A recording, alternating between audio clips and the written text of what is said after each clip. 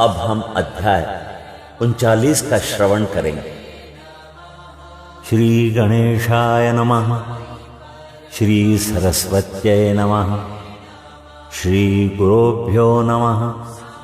श्री कुलदेवताय नमः। श्री सीतारामचंद्राभ्यां नमः। श्री सद्गुरु साईनाथाय नमः। इस अध्याय में बाबा का संस्कृत ज्ञान, गीता के एक श्लोक की बाबा द्वारा टीका, समाधि मंदिर का निर्माण, इसका वर्णन किया गया है। इस अध्याय में बाबा ने गीता के एक श्लोक का अर्थ समझाया है। कुछ लोगों की ऐसी धारणा थी कि बाबा को संस्कृत भाषा का ज्ञान न था और नाना साहेब की भी उनके प्रति ऐसी ही धारणा थी।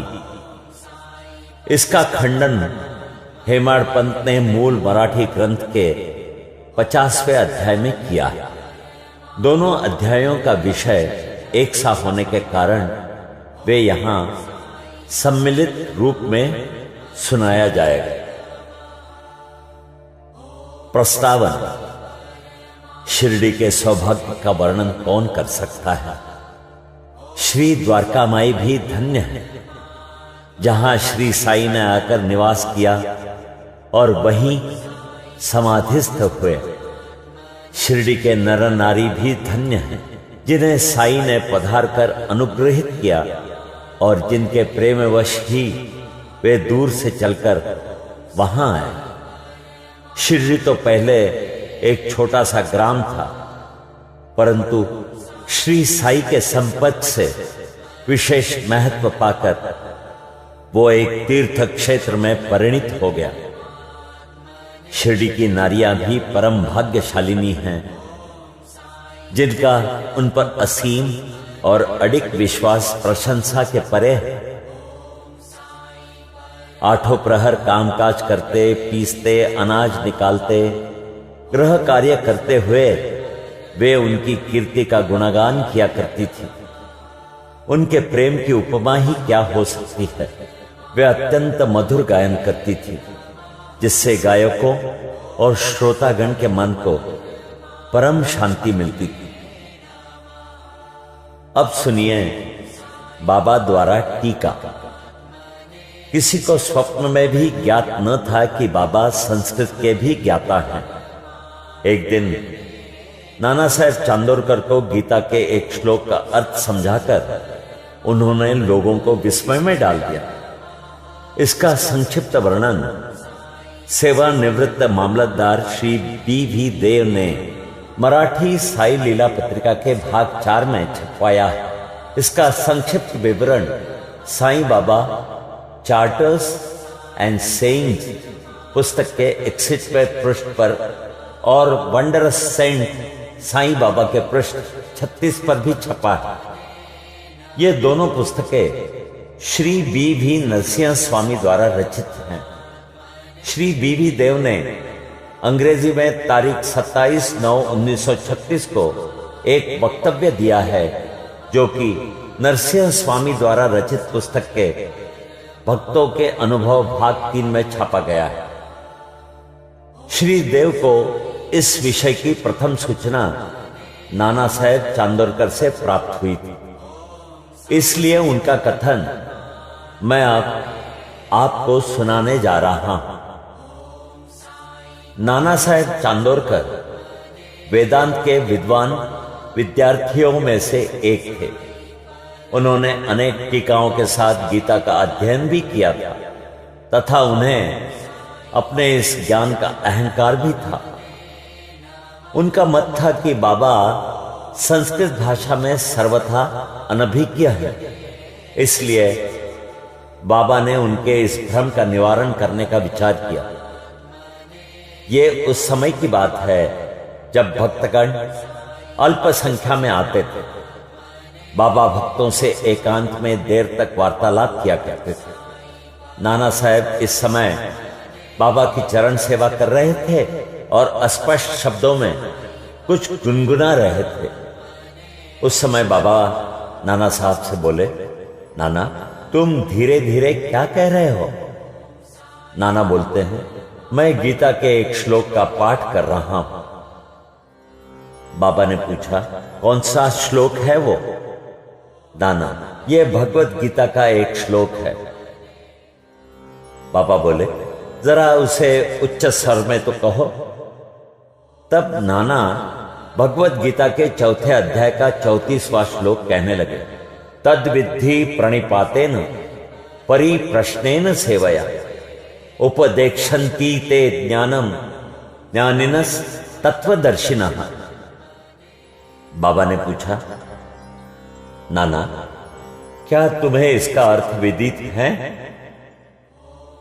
नाना बोले, जी महाराज। बाबा बोले, ये विदित है तो मुझे भी सुनाओ। तो नाना बोले, इसका अर्थ है, तत्व को जानने वाले ज्ञानी पुरुषों के भली प्रकार दंडवत कर सेवा और निष्कपट भाव से किए गए प्रश्न द्वारा उस ज्ञान को जान। वे ज्ञानी जिन्हें सद्वस्तु की प्राप्ति हो चुकी है तुझे ज्ञान का उपदेश देंगे। बाबा बोले, नाना, मैं इस प्रकार का संकुल भावार्थ नहीं चाहता। मुझे तो प्रत्येक शब्द और उसका भाषांतरित उच्चारण करते हुए व्याकरण सम्मत अर्थ समझाओ। अब नाना एक एक शब्द का अर्थ समझाने लगे। बाबा बोले, नाना, क्या केवल साष्टांग नमस्कार करना ही पर्याप्त है? नाना कहते हैं, नमस्कार करने के अतिरिक्त मैं प्रणिपात का कोई दूसरा अर्थ नहीं जानता। बाबा बोले, परिप्रश्न का क्या अर्थ है? नाना बोले, प्रश्न पूछना। बाबा, प्रश्न का क्या अर्थ है? नाना, वही प्रश्न पूछना। बाबा बोले, यदि परिप्रश्न और प्रश्न दोनों का अर्थ एक ही है तो फिर व्यास ने परि उपसर्ग का प्रयोग क्यों किया? क्या व्यास की बुद्धि भ्रष्ट हो गई थी? नाना बोलते हैं, मुझे तो परिप्रश्न का अन्य अर्थ विदित ही नहीं है। बाबा बोलते हैं, सेवा, यहां किस प्रकार की सेवा से आशय है? नाना बोले, वही जो हम लोग सदा आपकी करते रहते हैं। बाबा बोले, क्या ये सेवा पर्याप्त है? तो नाना बोलते हैं, और इससे अधिक सेवा का कोई विशिष्ट अर्थ मुझे ज्ञात नहीं है। तो बाबा बोले, दूसरी पंक्ति के उपदेक्षन्ति ते ज्ञानम में क्या तुम ज्ञानम शब्द के स्थान पर दूसरे शब्द का प्रयोग कर इसका अर्थ कह सकते हो? नाना बोले, जी हां। बाबा बोले, कौन सा शब्द? नाना, अज्ञानम। तो बाबा बोले, ज्ञानम के बजाय उस शब्द को जोड़कर क्या इस श्लोक का अर्थ निकलता है? नाना बोलते हैं, जी नहीं, शांकर भाष्य में इस प्रकार की कोई व्याख्या नहीं है। तो बाबा बोले, नहीं है तो क्या हुआ? यदि अज्ञान शब्द के प्रयोग से कोई उत्तम अर्थ निकल सकता है तो उसमें क्या आपत्ति है? नाना बोले, मैं नहीं जानता उसमें अज्ञान शब्द का किस प्रकार प्रयोग होगा। बाबा बोले, कृष्ण ने अर्जुन को क्यों ज्ञानियों या तत्वदर्शियों को नमस्कार करने, उनसे प्रश्न पूछने और सेवा करने का उपदेश किया था? क्या स्वयं कृष्ण तत्वदर्शी नहीं थे? वस्तुतः स्वयं ज्ञान स्वरूप नहीं थे? नाना बोले, जी हां, वो ज्ञानावतार थे, परंतु मुझे यह समझ में नहीं आता कि उन्होंने अर्जुन से अन्य ज्ञानियों के लिए क्यों कहा। बाबा बोले, क्या तुम्हारी समझ में नहीं आया? अब नाना हतप्रभ हो गए, उनका घमंड चूर हो चुका था। तब बाबा स्वयं इस प्रकार अर्थ समझाने लगे। ज्ञानियों को केवल साष्टांग नमस्कार करना पर्याप्त नहीं है। हमें सद्गुरु के प्रति अनन्य भाव से शरणागत होना चाहिए। केवल प्रश्न पूछना पर्याप्त नहीं। किसी कुप्रवृत्ति या पाखंड या वाक्य जाल में फंसाने या कोई त्रुटि निकालने की भावना से प्रेरित होकर प्रश्न नहीं करना चाहिए, वरन प्रश्न उत्सुकता पूर्वक केवल मोक्ष या आध्यात्मिक पथ पर उन्नति प्राप्त करने की भावना से ही प्रेरित होकर करना चाहिए। मैं तो सेवा करने या अस्वीकार करने में पूर्ण स्वतंत्र हूं। जो ऐसी भावना से कार्य करता है वो सेवा नहीं कही जा सकती। उसे अनुभव करना चाहिए कि मुझे अपने शरीर पर कोई अधिकार नहीं है। इस शरीर पर तो गुरु का ही अधिकार है और केवल उनकी सेवा के निमित्त ही वो विद्यमान है। इस प्रकार आचरण करने से तुम्हें सद्गुरु द्वारा ज्ञान की प्राप्ति हो जाएगी। जैसा कि पूर्व श्लोक में बताया गया है, नाना को समझ में नहीं आ सका कि गुरु किस प्रकार अज्ञान की शिक्षा देते हैं। बाबा ने कहा, ज्ञान का उपदेश कैसा है, अर्थात भविष्य में प्राप्त होने वाली आत्मानुभूति की शिक्षा। अज्ञान का नाश करना ज्ञान है।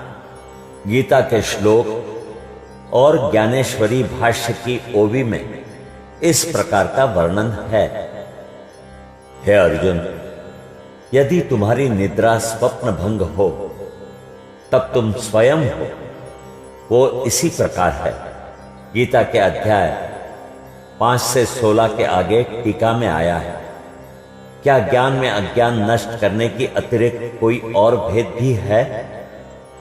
अंधकार नष्ट करने का अर्थ प्रकाश है। जब हम द्वैत नष्ट करने की चर्चा करते हैं तो हम अद्वैत की बात करते हैं। जब हम अंधकार नष्ट करने की बात करते हैं तो उसका अर्थ है कि प्रकाश की बात करते हैं। यदि हम अद्वैत की स्थिति का अनुभव करना चाहते हैं तो हमें द्वैत की भावना नष्ट करनी चाहिए। यही अद्वैत की स्थिति प्राप्त होने का लक्षण है। द्वैत में रहकर अद्वैत की चर्चा कौन कर सकता है? जब तक वैसी स्थिति प्राप्त न हो तब तक क्या उसका कोई अनुभव कर सकता है? शिष्य श्री सद्गुरु के समान ही ज्ञान की मूर्ति है।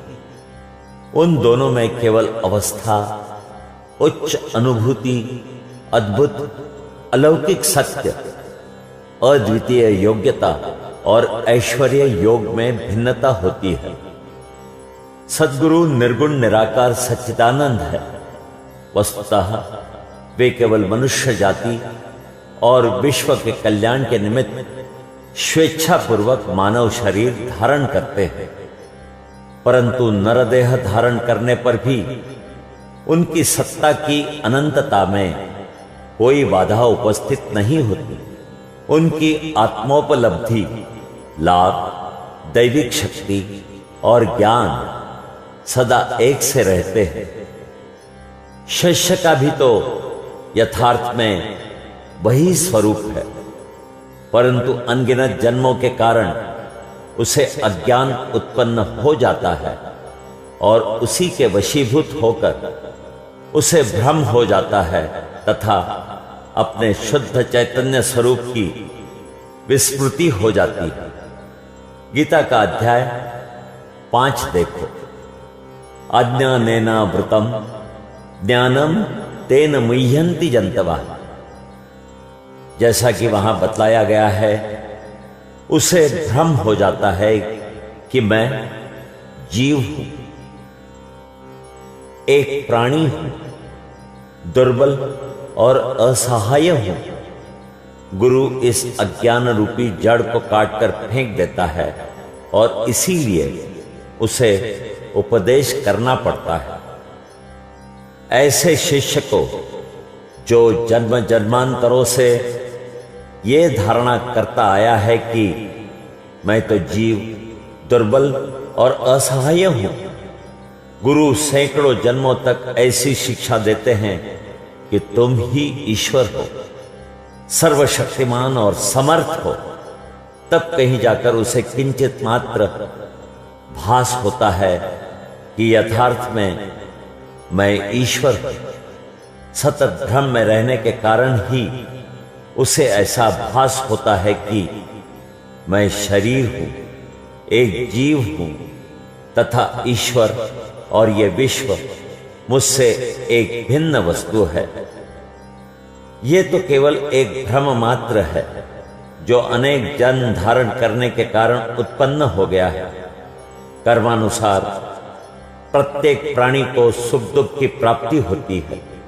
इस भ्रम, इस त्रुटि और इस अज्ञान के जड़ को नष्ट करने के लिए हमें स्वयं अपने से प्रश्न करना चाहिए कि यह अज्ञान कैसे पैदा हो गया, वो अज्ञान कहां है, और इस त्रुटि का दिग्दर्शन कराने को ही उपदेश कहते हैं।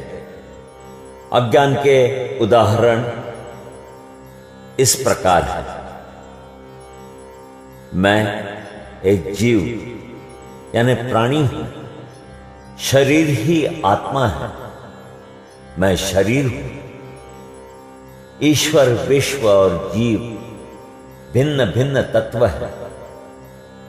मैं ईश्वर नहीं हूं, शरीर आत्मा नहीं है, इसका बोध न हो, इसका ज्ञान न होना कि ईश्वर, विश्व और जीव एक ही हैं, जब तक इन त्रुटियों का उसे दिग्दर्शन नहीं कराया जाता, तब तक शिष्य को यह कभी अनुभव नहीं हो सकता कि ईश्वर, जीव और शरीर क्या हैं, उनमें क्या अन्योन्याश्रित संबंध है तथा वे परस्पर भिन्न हैं या अभिन्न हैं अथवा एक ही हैं।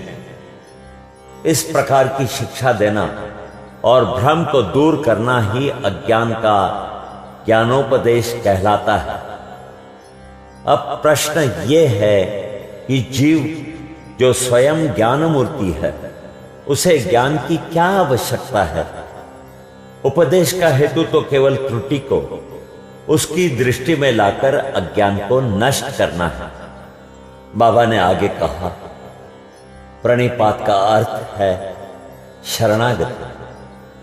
शरणागत होना चाहिए तन मन धन से, अर्थात अनन्य भाव से। कृष्ण अन्य ज्ञानियों की ओर क्यों संकेत करते हैं?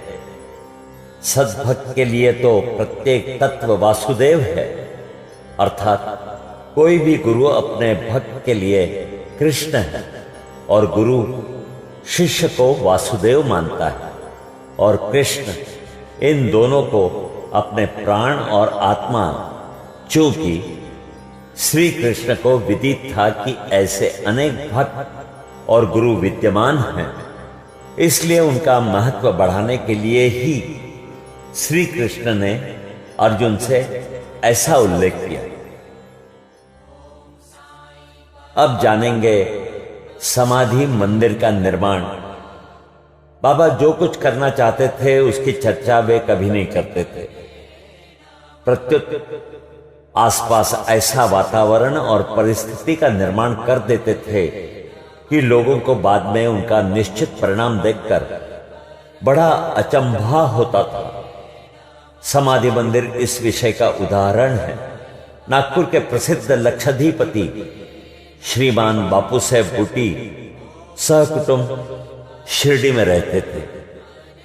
एक बार उन्हें विचार आया कि शिरडी में स्वयं का एक वाड़ा होना चाहिए। कुछ समय के पश्चात जब वे दीक्षित वाड़े में निद्रा ले रहे थे तो उन्हें एक स्वप्न हुआ। बाबा ने स्वप्न में आकर उनसे कहा कि तुम अपना एक वाड़ा और एक मंदिर बनवाओ। श्यामा भी वहीं शयन कर रहा था और उसने भी ठीक वैसा ही स्वप्न देखा। बापू साहेब जब उठे तो उन्होंने श्यामा को रुदन करते देखकर उससे रोने का कारण पूछा। तब श्यामा कहने लगा, अभी अभी मुझे एक स्वप्न आया था कि बाबा मेरे बिल्कुल समीप आए और स्पष्ट शब्दों में कहने लगे कि मंदिर के साथ वाड़ा बनवाओ, मैं समस्त भक्तों की इच्छाएं पूर्ण करूंगा। बाबा के मधुर और प्रेम पूर्ण शब्द सुनकर मेरा प्रेम उमड़ पड़ा तथा गला रुंध गया और मेरी आंखों से अश्रुओं की धारा बहने लगी, इसलिए मैं जोर से रोने लगा। बापू साहेब बूटी को आश्चर्य हुआ कि दोनों के स्वप्न एक से ही हैं। धनाढ्य तो वे थे ही। उन्होंने वाड़ा निर्माण करने का निश्चय कर लिया और श्यामा के साथ बैठकर एक नक्शा खींचा। काका साहेब दीक्षित ने भी उसे स्वीकृत किया और जब नक्शा बाबा के समक्ष प्रस्तुत किया गया तो उन्होंने भी तुरंत स्वीकृति दे दी। तब निर्माण कार्य प्रारंभ कर दिया गया और श्यामा की देखरेख में नीचे मंजिल, तहखाना और कुआं बनकर तैयार हो गए। बाबा भी लैंडी बाग को आते जाते समय परामर्श दे दिया करते थे। आगे ये कार्य बापू साहेब जोग को सौंप दिया गया। जब कार्य इस तरह चल ही रहा था, उसी समय बापू साहेब जोग को एक विचार आया कि कुछ खुला स्थान भी अवश्य होना चाहिए, जिसके बीचों बीच मुरलीधर की मूर्ति की स्थापना की जाए। उन्होंने अपना विचार श्यामा को प्रकट किया तथा बाबा से अनुमति प्राप्त करने को कहा।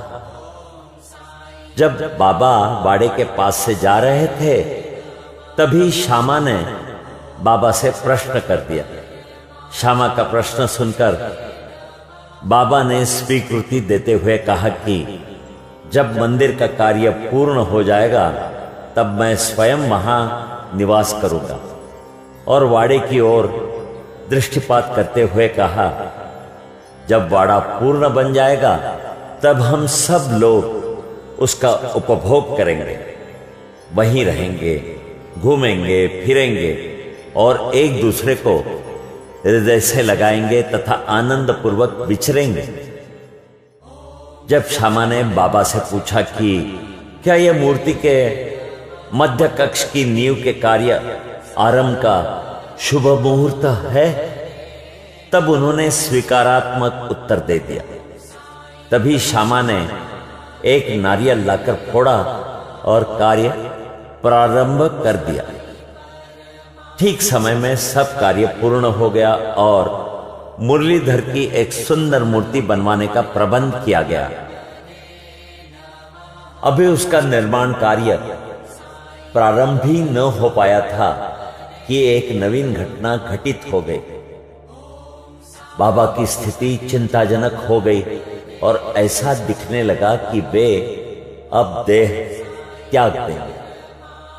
बापू साहब बहुत उदास और निराश से हो गए।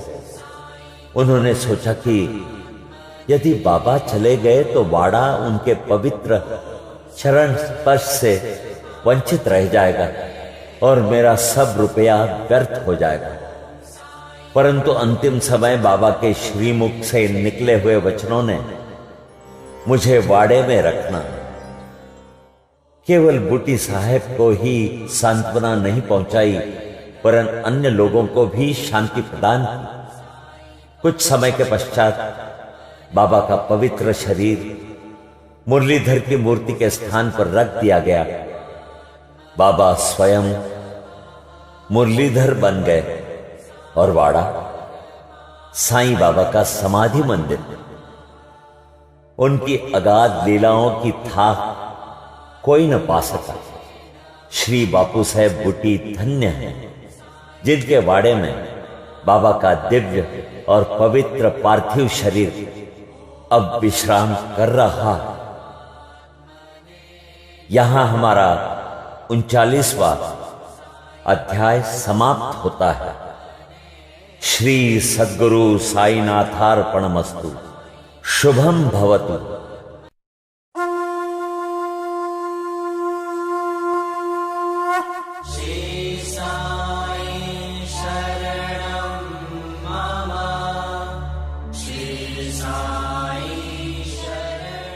ओम श्री साईनाथ।